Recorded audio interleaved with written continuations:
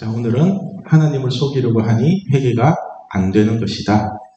하나님을 속이려고 하니 회개가 안 되는 것이다 라는 주제로 하나님이 마음을 알아가도록 하겠습니다. 회개에 대한 설교를 지난 시간 마무리하려고 했는데 뭔가 2% 부족한 것 같아서 이번에는 아주 간단하게 한번 풀어보려고 합니다. 지난 시간에 회개의 정확한 기준은 말씀으로 돌아오는 거라고 설명을 드렸는데 몇몇 친구들이 묻더라고요. 어떤 말씀을 기준으로 붙잡고 돌아와야 되는 거냐고. 그래서 제가 얘기하기를 우리가 온전한 회개를 하기 위해서는 반드시 붙잡아야 할 전제 조건이 있는데 그게 뭐냐면은 전지전능하신 하나님을 절대로 속일 수 없다는 그 기준을 가지고 있어야 한다고 얘기를 해줬습니다. 여러분, 이 개념이 매우 중요합니다. 이게 사실 우리가 하나님을 믿는 것보다 더 중요한 게 전지전능하신 하나님을 속일 수 없다는 사실입니다. 전지전능이 무슨 뜻인지는 아시죠? 그죠? 전지, 모든 것을 다 알고 있으며 전능, 모든 것이 다 가능하다는 뜻이잖아요. 그죠? 그래서 우리가 믿는 하나님은 창조주 하나님이고 전지전능하신 하나님이잖아요. 우리가 이런 하나님을 속일 수 없다는 사실을 가지고 있어야지 진정한 회개를 할 수 있게 됩니다. 사람들은 자신이 무엇을 잘못했는지도 모르고 형식적으로 하는 회개가 많습니다. 그래서 성경에서 의인이라고 자랑하는 롯도 자신이 뭘 잘못했는지도 모르고 혹시나 하는 마음으로 회개를 하다가 하나님으로부터 엄청난 고난을 받습니다. 욥기가 총 42장으로 되어 있는데요. 욥기 1장 5절에 욥이 회개하는 행위를 이렇게 기록하고 있습니다.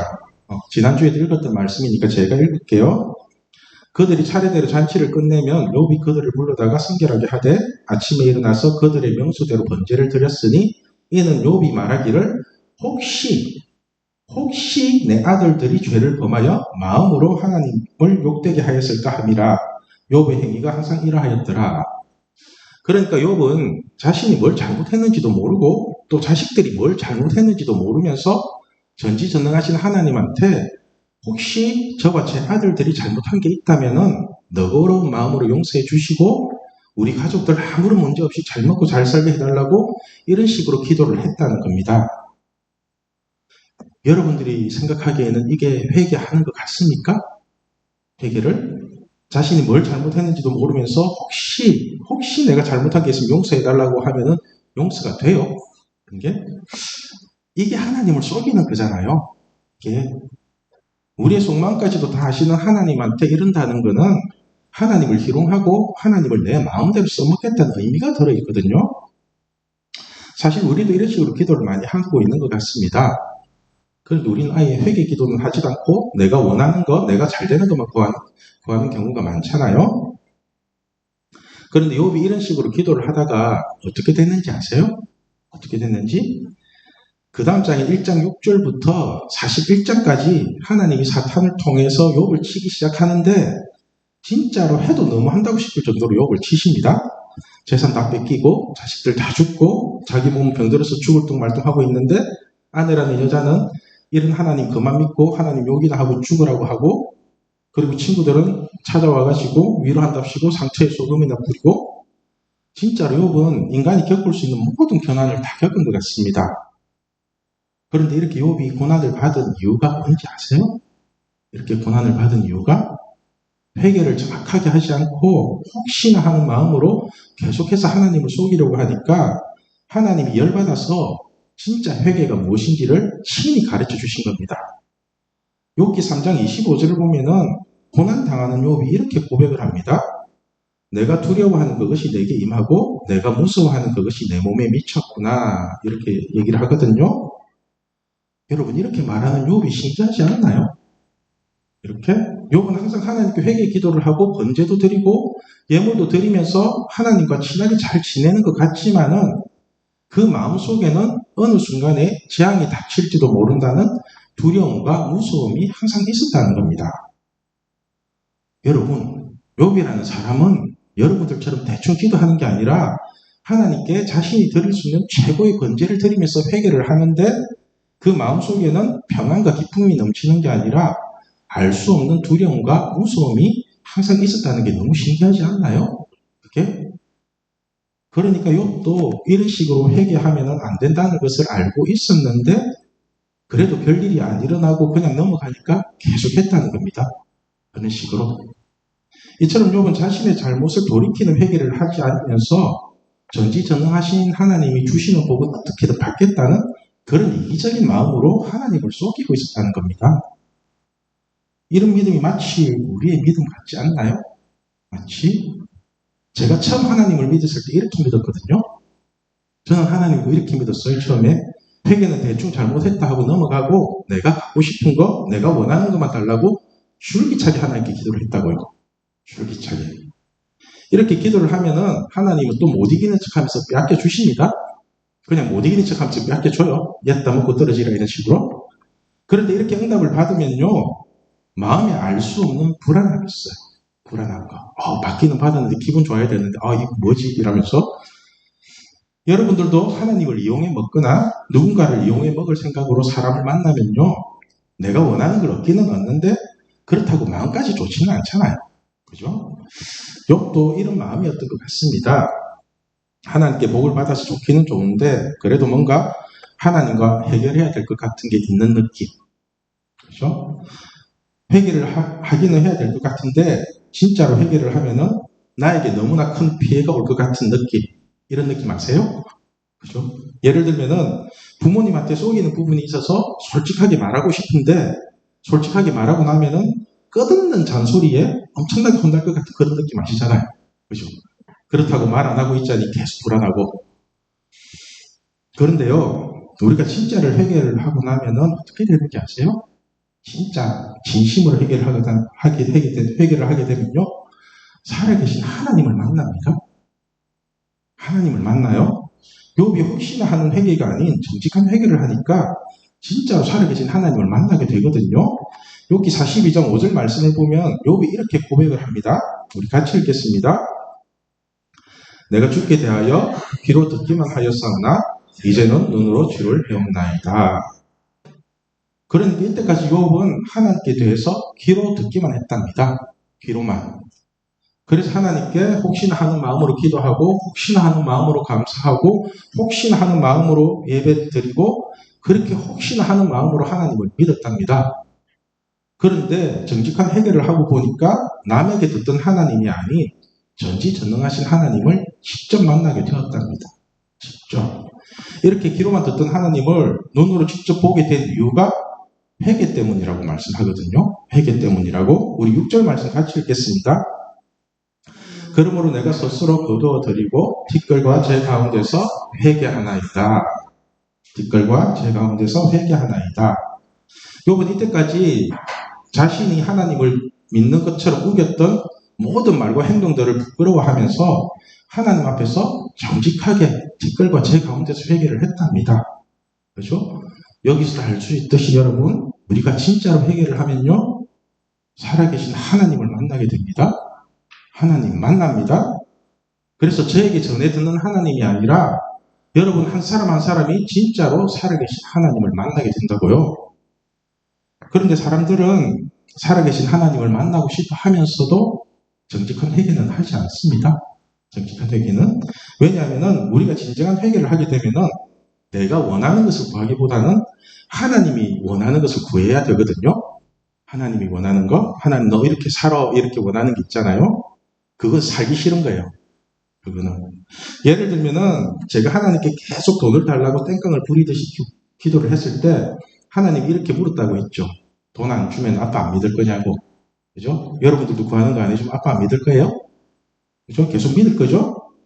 그때 제가 한 대답이 돈 안 줘도 아빠 잘 믿으라고 대답을 했는데 사실 말은 그렇게 했어도 마음과 생각도 말처럼 하나님이 돈 안 줘도 잘 믿을 거라고 했을까요? 그럴 것 같아요? 아니거든요.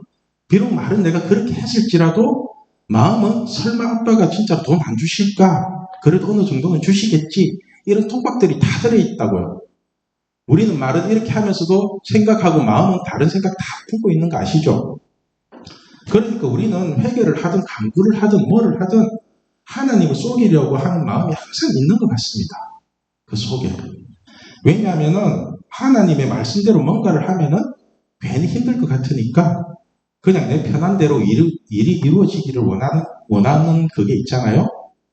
그래서 항상 그 마음과 말하는 것이 갈라져 있어요.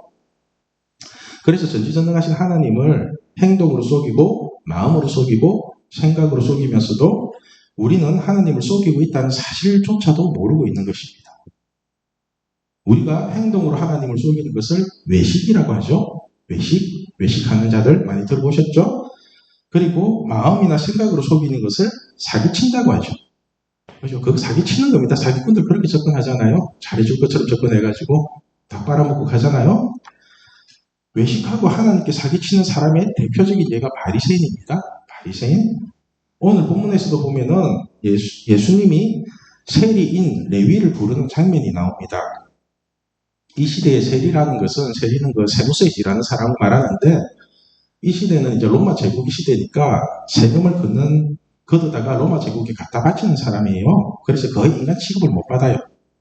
쉽게 말하면 일제강점기 때 친일파 같은 사람이 이 시대의 세리라고 보시면 됩니다. 이런 사람을 예수님이 제자로 부르니까 바리새인들과 서기관들이 또 시비를 거는 겁니다. 오늘 말씀 30절을 보면은 바리새인들과 그들의 서기관들이 그 제자들을 비방하여 이르되 너희가 어찌하여 세리와 죄인과 함께 먹고 마시느냐. 그죠? 바리새인들은 자신이 의인이라고 생각을 하기 때문에 세리와 죄인들과는 상종을 안 합니다.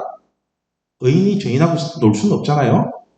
그런데 하나님의 아들이라는 사람이 의인들인 자신과는 상종을 하지 않고 자꾸만 죄인들하고 노니까 계속해서 시비를 거는 겁니다.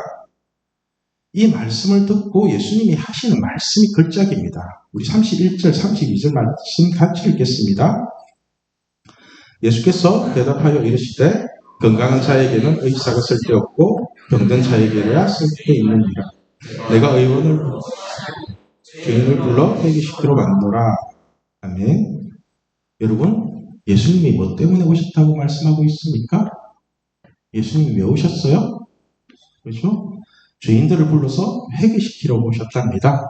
회개시키려고 우리들 소원이나 들어주려고 오신 게 아니라 우리를 불러서 회개시키려고 오셨답니다. 그런데 우리는 우리를 회개시키러 오신 예수님께 회개할 생각은 하지 않고 우리가 원하는 것을 다 들어달라고 땡깡이나 부리고 있는 것입니다. 이처럼 우리가 원하는 목적과 예수님이 우리에게 접근하는 목적이 완전히 다르기 때문에 우리는 계속해서 하나님을 속이는 회개를 하고 있는 것입니다. 31절을 보면은 예수님은 건강한 자에게는 의사가 쓸데없고 병든 자에게라야 쓸데있다고 말씀을 하십니다. 그러니까 예수님은 우리의 병을 고치주기 위해서 접근을 하는데 우리가 병이 없다고 속여버리면은 예수님은 우리의 병을 고쳐주실 수가 없습니다. 고쳐주실 수가.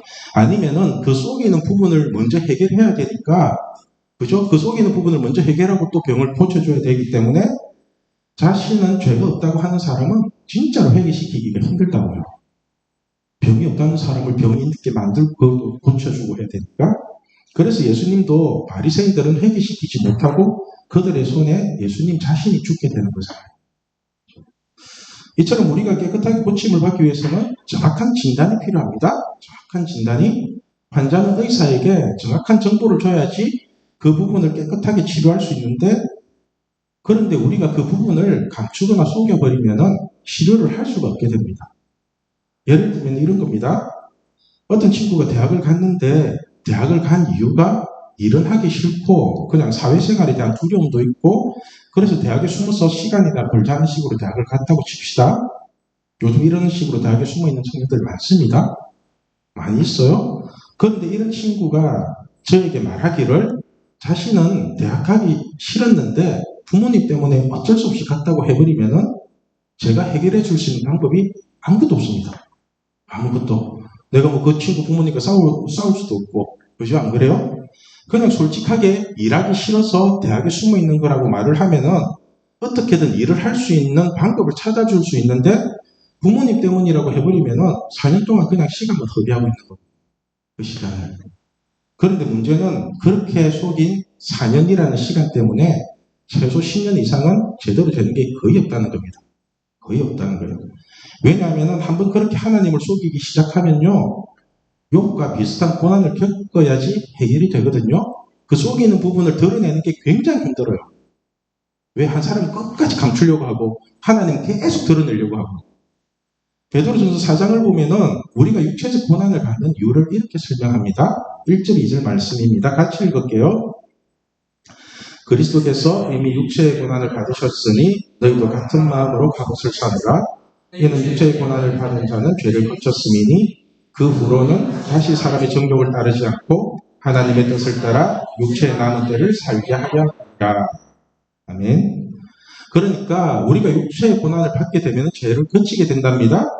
그렇게 하는 이유가 다시 사람의 정욕을 따르지 않고 죽을 때까지 하나님의 뜻을 따라서 살게 하기 위해서랍니다.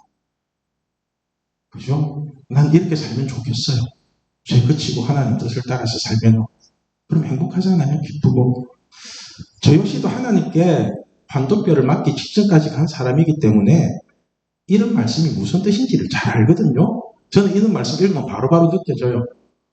제가 겪은 게 많아서 여러분 하나님을 속이지 마십시오. 하나님을 속여서 여러분이 얻을 수 있는 건 하나도 없습니다. 하나도 없습니다. 진짜로. 오히려 그 속이는 부분을 해결하기 위해서 여러분에게 엄청난 고난이 임할 겁니다. 엄청난 고난. 아시잖아요. 기도하면 뭐 속이고 있는지 느껴지거든요. 탁탁탁탁 하고 그 하나님이 그 주는 기본적인 마음이 있기 때문에 믿는 사람은 그거 알아요. 그러니까 절대로 하나님 속이지 마십시오. 오늘 말씀의 제목이 하나님을 속이려고 하니 회개가 안 되는 것이다입니다. 여러분, 우리와 하나님과의 관계의 시작점은 처음부터 친한 관계가 아니라 의인과 죄인의 만남이거든요. 그렇죠? 물과 기름의 반발처럼 하나가 될 수 없는 그런 완전한 분리된 만남이라고요. 그래서 굉장히 어색하고 거리감이 있는 관계로 시작을 합니다. 예를 들면 우리에게 죄가 10개가 있다면 그 10개의 죄만큼 거리가 생기게 되는 겁니다. 그죠? 죄 한 개에 막 1m의 거리가 있으면 10개면 한 10m 거리가 생길 거 아니에요. 그죠? 그래서 죄인인 우리가 죄 없으신 하나님께 가까이 가기 위해서는 내가 붙잡고 있는 그 죄를 놓고 하나님께 가까이 가야 되는 거거든요. 한 걸음씩 내가 죄를 버리고 한 걸음씩 들어가는 거지 하나님이 죄 지으면서 우리에게 오실 수는 없잖아요. 그죠? 여러분이 돈을 붙잡고 있다면 그 돈을 놓고 하나님께 가야 되는 거고요. 여러분이 대학을 붙잡고 있다면 그 대학을 놓고 하나님께 가야 되는 거고요. 여러분이 남친이나 여친을 붙잡고 있다면 그렇게 붙잡고 있는 것들을 내려놓고 하나님께 가야 되는 것입니다. 이렇게 자신의 마음으로 붙잡고 있는 죄를 하나님 앞에 내려놓는 것이 진정한 회개입니다. 그런데 우리는 자신이 마음으로 붙잡고 있는 욕심을 하나님이 모르시는 줄 알고 끝까지 하나님을 속이려고 하는 것입니다. 갈라디아서 6장을 보면은 하나님을 업신여기지 말라고 경고를 합니다. 하나님을 업신여기지 말래요. 7절 말씀 같이 읽겠습니다. 스스로 속이지 말라. 하나님은 업신여김을 받지 아니하시나니 사람이 무엇으로 심든지 그대로 거두리라. 여러분 스스로를 속이지 말래요. 여러분 스스로를 속이는 게 하나님을 속이는 거예요. 그죠? 그 이유가 그렇게 속여버리면 하나님을 업신여기는 거래요. 하나님, 전지전능하신 하나님 업신여기지 말고 여러분이 아버지라고 부르는 아빠 하나님을 업신여기지 마세요. 다시 말해 자기 자신을 속이는 기도를 하지 말라는 겁니다. 자신을 속이는 기도를 뻔히 이러면 안 되는 줄 알면서도 자기 하고 싶은 대로 다 저질러 놓고서는 왜 그랬냐고 물어보면은 모르고 그랬다느니 이렇게 될 줄 몰랐다느니 이런 말 같지도 않은 소리를 하고 있고 진짜로 몰랐어요 여러분? 그렇게 될 줄 진짜로 몰랐어요? 제가 한번 어떤 친구에게 이런 부탁을 했습니다. 제발 나 좀 속이지 말아달라고. 제발 나 좀 속이지 말아달라고. 나는 너를 사랑하고 너를 살리겠다고 덤비는데 네가 나를 끝까지 속여버리면은 내가 너한테 해줄 게 없지 않냐고. 뭘 해주겠냐고. 네가 계속 나를 속이면은 이때까지 친하게 지냈던 모든 것들이 가짜가 된다고. 지냈던 것들도. 그러면서 제발 나 좀 속이지 말아달라고 부탁을 했거든요. 여러분, 우리 하나님도 똑같은 마음입니다. 똑같은 마음이거든요. 하나님을 아빠 아버지라 부르면서 하나님을 속여버린다면 하나님 마음이 어떨까요? 하나님은 여러분을 살리기 위해서 자신이 내뱉은 말씀까지도 죽이는데 여러분은 왜 전지전능하신 하나님을 끝까지 속이려고 할까요? 그렇게까지 해서 갖고 싶은 게 뭐예요? 뭐가 그렇게 갖고 싶어서 하나님을 버리고 말씀을 버려요? 여러분이 하나님을 끝까지 속이려고 한다면은 하나님과는 절대로 친해질 수가 없습니다. 친해질 수가 없거든요. 그런데 하나님을 속이려는 그 마음을 인정하고 하나님께 용서를 구하면은 하나님은 반드시 여러분을 살려주실 것입니다. 반드시. 이것이 바로 죄인들을 불러 회개시키러 오신 예수님이 하시는 일이기 때문에 그렇습니다. 요한일서 1장 9절 말씀 우리 같이 읽겠습니다. 만약 우리가 우리 죄를 자백하면 그는 미쁘시고 의로우사 우리 죄를 사하시며 우리를 모든 불의에서 깨끗하게 하실 것이요. 여러분, 우리가 우리 죄를 자백하면은 하나님은 우리의 죄를 사하시며 우리를 모든 불의에서 깨끗하게 하신답니다. 그러니까 겁먹지 말고 하나님께 모든 죄를 자백하십시오. 자백하세요. 그럼 어떤 잘못이라도 다 용서받게 될 것입니다. 다른 거 몰라도 오늘은 이것 한 가지만 마음판에 새기면 좋겠습니다. 전지전능하신 하나님을 속일 수 없다는 사실을 기억하시고 절대로 하나님을 속이지 마십시오. 아시겠죠? 우리 한번 따라할까요? 전지전능하신 하나님을 속이지 말자. 큰 소리로 한 번 더. 전지전능하신 하나님을 속이지 말자. 하나님을 속이지 않는 게 굉장히 중요합니다. 또 우리 신앙교회 중고등부가 하나님을 속이지 않는 진정한 하나님의 자녀가 되기를 소망합니다. 기도하겠습니다.